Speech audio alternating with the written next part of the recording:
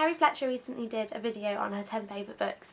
Being a fellow bookworm and a loyal hopeful, I thought I might as well make a video response sharing my favourite books as well. I've loved reading in English for as long as I can remember, so over the years I've amassed a pretty big collection of books which I really love.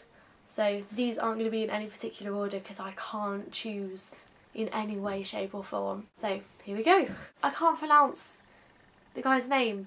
It's Stephen Chbosky or something, but The Perks of Being a Wallflower is also brilliant. I really like books which come from an alternative viewpoint. This is basically from a guy who's a little bit depressed and he's not having the best of times being a teenager. But it's really it's very heartwarming. If you're a fan of John Green, then I would definitely check it out, as I'm pretty sure that he's talked about it before. The Declaration by Joe O'Malley is set in a future dystopia where we've enhanced drugs so much that we can actually prolong life and make people completely immortal. And through this, obviously, there's been a complete surge in the population and people have been banned from having children. This is the story of one of those children who isn't allowed and how she goes from being deemed to be a servant to gaining her freedom. It's just really good, and I think it's really, really interesting when you compare it to people who celebrate advances in medicine so much, but this is potentially where we're heading, and it's really thought-provoking, and there's also a sequel which I would also recommend. Though I enjoy Harry Potter, I don't really deem it as brilliant and completely surpassing all other books, so I was able to pick out The Chamber of Secrets as one of my favourites easily, distinctively from that pile.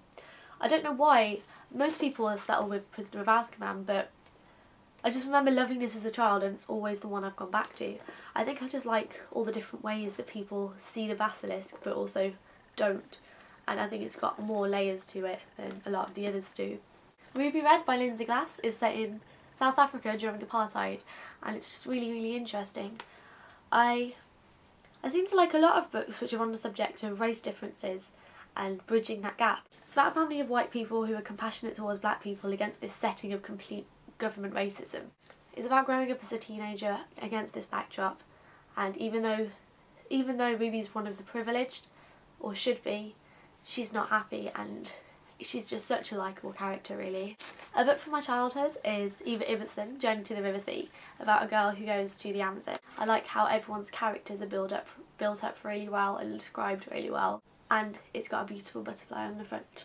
My next book is the only one that I actually managed to rank, and that is because it's by far my favourite book ever, and it's never ever going to move from that top spot, and that is Noughts and Crosses by Malorie Blackman. Like Ruby Red, it's about racism, and which is instigated by the government. It's got a unique twist though, because obviously we're used to, if there's going to be a racist government, then it's going to be white people and black people.